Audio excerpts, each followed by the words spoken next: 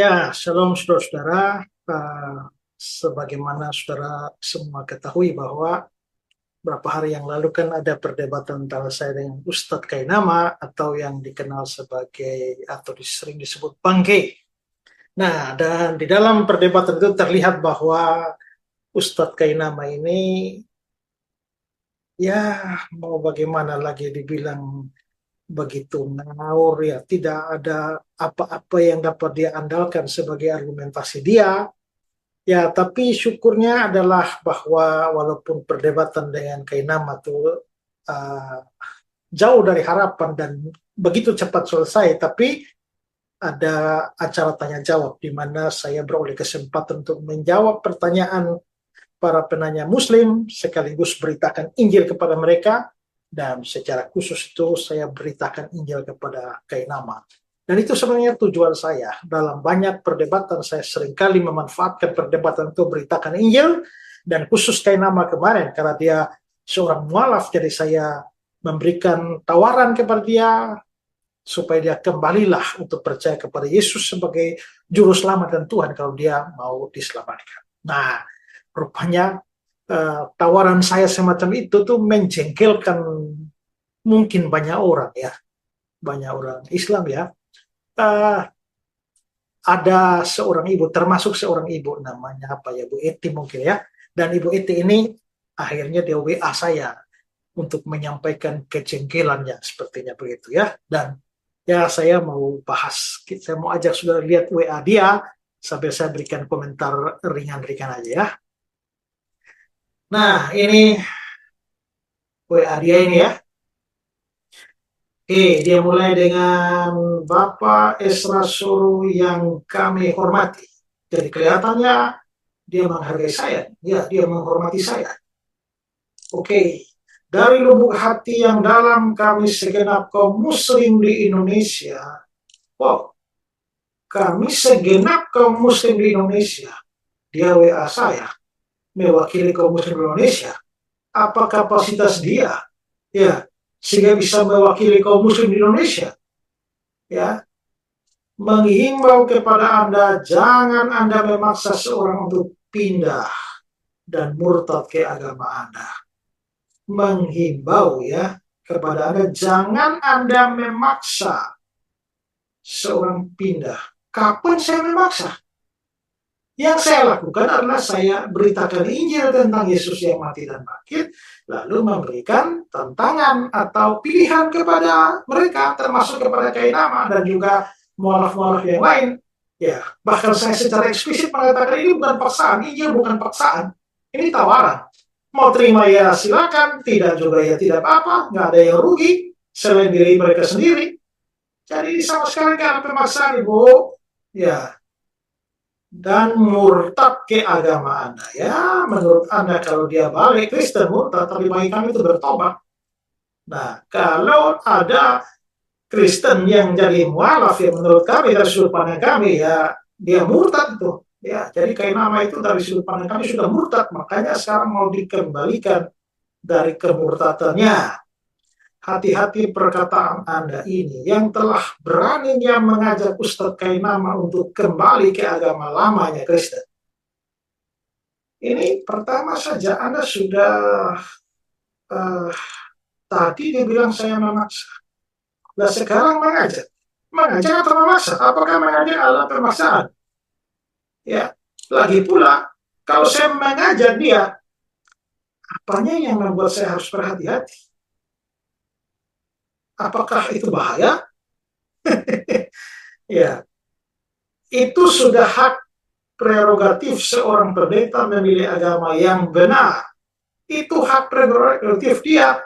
Ya, itu hak dia. Tapi kan saya juga punya hak untuk mengajak dia kembali kan. Lalu Anda bilang seorang pendeta. Apakah yang nama pendeta?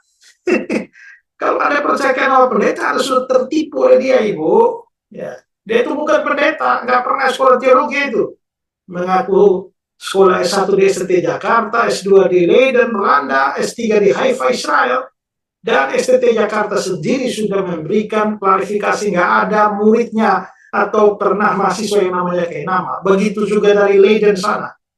Haifa juga, saya sudah sampai di Haifa dan cari yang namanya tanah biblical study itu omong kosong, nggak ada di sana ibu. Jadi kalau ibu anggap dia pendeta, ibu yang ketipu. Ya, lakum dinukum waliyadin, agama kamu, agama kamu, agama aku, agama aku. Ya kalau memang benar begitu ya, yang harus ibu lakukan adalah ibu bilang dong kepada teman-teman ibu yang agama Islam, terutama mualaf-mualaf itu. Kalau memang agamamu, agamamu, agamaku, agamaku, kenapa mereka terlalu repot urus agama kami? Ya, kalau sudah pindah ke Islam, ya silakanlah, itu hakmu. Belajarlah Islam, jangan utak-atik lagi iman Kristen. Kok pindah Islam gak baca Al-Quran, belajar Al-Quran tiap hari, yang tiap hari dibaca cuma Alkitab, cuma nyari kesalahan doang. Untuk nyerang-nyerang Kristen. Ini kayak orang yang pacaran, sudah putus, sudah punya pacar baru ya. Ini kok tiap hari ngomongin pacar lama itu ya. Kenapa? Kangen ya, rindu ya. Nah, jadi itulah kerjanya mereka kan tiap hari hanya nyerang-nyerang Kristen pakai Alkitab Kristen sendiri. Ibu peringatkan mereka loh. Ya, bilang mereka, lakum dinukum waliyadin, agamamu, agamaku, agamaku, agamaku. Ya, jangan dicampuri, jangan nasihati saya ibu. WA mereka itu. Ya, WA si Kainama, WA itu siapa Dita dan Umar dan lain-lain itu. Ya, sempat sekali lagi ucapan Anda mempengaruhi umat Muslim di Indonesia ini. Wow, apakah ucapan saya bisa mempengaruhi umat Muslim di Indonesia? Umat Muslim mana yang saya pengaruhi? Ya, se-Indonesia, kalau itu terjadi luar biasa, pengaruh saya luar biasa, dia bisa mempengaruhi umat Islam di Indonesia. Ibunya ada saja. Untuk memeluk agama Anda, kami di daerah tidak segan-segan mencari Anda. Wow, cari saya untuk apa ibu? Cari saya untuk apa? Mau ajak ngopi kah? Atau ngajak debat kah? Atau mau bunuh saya kah? Atau bagaimana? Wah, ini kayak bernada-nada ancaman dia. Ibu, saya bisa tampilkan nomor ibu di sini ya, dengan foto ibu sekalian ya. Tapi saya simpan WA ibu ini ya. Kalau ada apa-apa dengan saya, ini bisa saya pakai ini ya. Karena sudah ada indikasi awal ini mau mencari saya ini. Ibu. Kalau Anda ingin diakui pengikut Yesus atau Nabi Isa Al-Masih, lebih baik Anda bersyahadat Islam. Wah, Anda itu kalau mau menawar saya, Anda harus punya sesuatu yang lebih baik dari kekristenan. Kekristenan itu punya keyakinan, keselamatan, punya juru selamat, punya penebus orang berdosa seperti saya. Nah, kalau Anda mau menawarkan agama Anda pada saya, pastikanlah bahwa agama Anda lebih baik dari saya. Apakah agama Anda bisa memberikan kepastian keselamatan kepada saya? Haruskah saya membuat kepastian yang ada pada saya di dalam kekristenan ini, lalu menggantinya dengan mudah-mudahan kemungkinan besar? Semoga, insya Allah. Ibu, kalau ibu saja belum pasti dengan keselamatan ibu, jangan tawarkan sesuatu yang tidak pasti kepada saya. Saya menawarkan wajar karena saya punya kepastiannya. Ya, carilah agama yang paling benar. Lah, ibu kira agama ibu paling benar? Karena seluruh kitab para nabi mulai dari Taurat, Zabur, Injil diturunkan kepada Nabi Isa masih menerangkan akan datang nabi di akhir zaman yang bernama Muhammad SAW. Wow. Nah, ibu tahu dari mana? Ya, tidak ada di dalam Taurat, Mazmur, Injil itu tentang Nabi Muhammad. Kalian saja yang suka-suka mencari-cari, nggak tahu kenapa. Ya, suka membaca Alkitab kami lalu memaksa-maksakan Nabi kalian masuk dalam Alkitab kami loh. Ayat-ayat Alkitab kami diperkosa dan dipaksa untuk menyisihkan Nabi masuk ke dalam Alkitab kami. Kalian nggak malu kah? Ya. Bahkan ada lagi yang begitu tololnya menggunakan Kidung Agung 5 ayat 16. Hanya karena di sana ada kata Mahmadim, ditarik, diulur, diurai sedemikian sampai Mahmadim menjadi Muhammad, lalu Ahmad, lalu Muhammad, lalu berkesimpulan bahwa Nabi kalian ada di dalam kitab Kidung Agung 5 ayat 16. Saya pikir-pikir lucu ya. Sekian lama kalian suka mengolok-olok kitab Kidung Agung sebagai kitab porno. Kok sekarang nggak malu mencari Nabi kalian di dalam kitab porno itu? Ya. Ada banyak bengau yang model kayak begitu, yang mualaf-mualaf tidak jelas, otak sepotong itu. Belajar Alkitab tidak benar, sampai jadi mualaf, lalu mulai memaksa-maksa Nabi kalian masuk ke dalam Alkitab kami. Itu kayak si siapa itu juga itu. Uh, Siapa itu yang kemarin bertanya itu waktu acara debat terakhir yang bilang Maria Magdalena, Ibu Yesus tuh.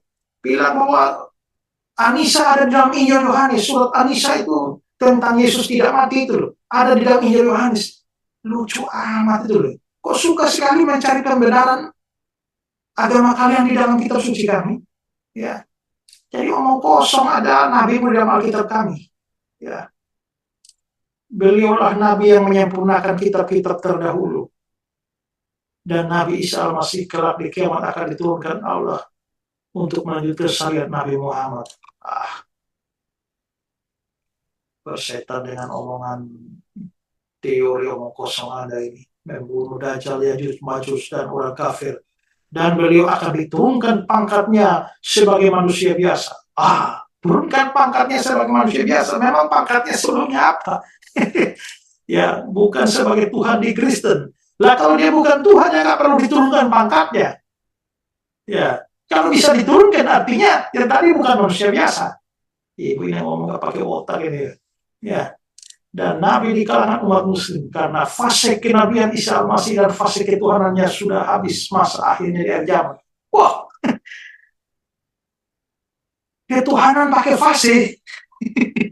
Ibu ini bikin lucu aja ya. Fase ketuhanan. Ya, Tuhan pakai periode ya Ibu ya. Apabila di dalam suatu Alkitab agama yang lain tidak ada menerangkan tanda-tanda Nabi Muhammad yang akan datang, maka kitab agama itu karangan manusia, bukan wahyu mujizat dari Allah. Astaga, Ibu percaya diri banget loh ya. Memang nggak ada kok. Ya. Dan kalau memang Alkitab saya bukan firman Allah loh ya, nggak apa-apa loh. Ya, Alkitab itu firman Allah kami, bukan Allahmu. Ya. Dan orang yang tidak beriman selain kepada Nabi Muhammad berarti dia telah menjadi sesat dan nyata. Ya, itu kan omongan kita. Ya. Atau dalam Alkitab ciri-ciri domba yang tersesat. Paham itu Ustaz Soro? Ya, saya nggak paham otaknya Ibu, jalannya pikiran Ibu kok ya. Di Alkitab Matius pasal 25 itu bagi dua. Orang yang percaya Yesus itu disebut domba, orang tidak percaya Yesus itu disebut kambing.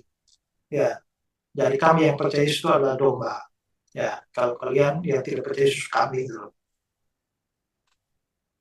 Hai pendeta, Anda berkuar-kuar kepada guru kami Ustadz Yahya Waluni dan Ustadz Kainama. Astagfirullah. Si Yahya Waluni dan Kainama kamu anggap guru. Sebodoh itu guru. Lah kalau gurunya aja bodoh kayak begitu, bagaimana dengan kalian muridnya? Pantas saja Ibu. Makanya Ibu ngomong dari atas tuh nggak jelas semua itu. Karena gurunya saja fatal, gurunya saja parah itu. Ya, mendingan Anda syahadat. Ibu, saya kan sudah bilang di atas toh ya. Ya, kalau Anda tidak punya sesuatu yang begitu spesial ditawar kepada saya, ya ngapain saya ikut? Dan aneh ya, bahwa sekarang Anda tawarkan saya mendingan Anda syahadat. Nah, kalau saya menawarkan kekristenan kepada Kainama, Anda marah. Dan merasa bahwa, wah itu marah-marah mau cari saya lagi. Ya, merasa bahwa saya melakukan sesuatu yang salah. Tapi waktu Anda menawarkan saya, mendingan Anda syahadat. Kok Anda nggak merasa salah? Kalau memang agamaku, dan aku tidak boleh menawarkan kekristenan atau Yesus Kristus kepada Kainama, lalu mengapa Anda menawarkan saya itu syahadat? Ya, supaya Anda menjadi pengikut Yesus yang sejati, karena Yesus yang Anda sembah itu manusia, bukan Tuhan. Kami juga percaya dia manusia, tapi dia manusia hasil jelmaan Tuhan. Tuhan jadi manusia nggak ada yang mustahil, manusia jadi Tuhan yang nggak bisa. Ya, jadi kalau kamu bilang Yesus manusia, kami juga percaya karena dia Tuhan, dia mengambil rupa manusia, hakikat manusia. Ya, dia adalah seorang nabi dan rasul. Kami juga percaya dia seorang nabi dan rasul waktu dia jadi datang ke dalam dunia ini. Dia nabi dan rasul karena dia memberitakan firman. Tapi dia bukan hanya nabi dan bukan hanya rasul, lebih daripada itu Tuhan Allah sendiri, Yahweh sendiri. Ya, dia juga sholat bersujud. Ya, itu tradisi Yahudi kan, kalian yang ikut Yahudi kan. Kan Yahudi lebih dulu dari kalian. Cara ibadahnya bukan bernyanyi di gereja, ibadahnya. Kamu nggak baca Alkitab ya? Yesus sendiri pernah nyanyi kok. Dan kalau karena di Baitul Maqdis dan Bethlehem tempat sholat bukan gereja. Ya karena itu kan agama Yahudi. Gereja kan belum muncul waktu itu. Belakangan kan sudah muncul gereja. Nah, itu agama Yahudi, itu mereka sholat. Tapi kan kalian yang ikut Yahudi.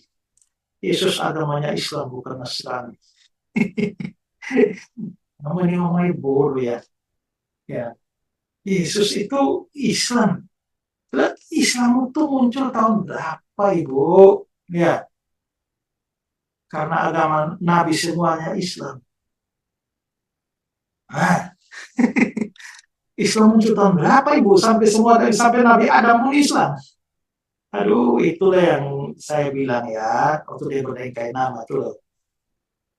Alkitab kami ini itu bukan cuma wahyu Allah, tapi juga wahyu Allah menyejarah. Jadi ada bukti sejarahnya. Jadi ngomong itu bisa dibuktikan dari sisi sejarah. Lah kamu ini ngomong begini nih loh. Apa buktinya? Bukti sejarah apa yang kalian punya? Gak punya apa-apa, mau makin bodoh aja ya. Mengerti kau Islam suruh kafir besar. Tadi di awal kamu bilang Bapak Islam suruh yang kami hormati. Nah setelah hormat di awal, lalu dikafirkan di bawah kafir besar. Ya kamu harus tahu bahwa sebenarnya setiap orang itu kafir bagi orang lain. Jadi kalau kamu pandang aku kafir, tapi aku sendiri juga pandang kamu kafir tuh. Ya, semua orang tuh kafir bagi yang lain. Ya, jadi ya ngapain marah-marah ibu? Ya, sebelum ibu marah-marah, saya mau tanya, kalau ibu mati, ibu yakin masuk surga nggak? Ya, ibu kan orang berdosa. Bagaimana dengan dosa-dosa ibu? Apakah Tuhan Allahnya ibu itu Allah yang maha kudus, maha adil?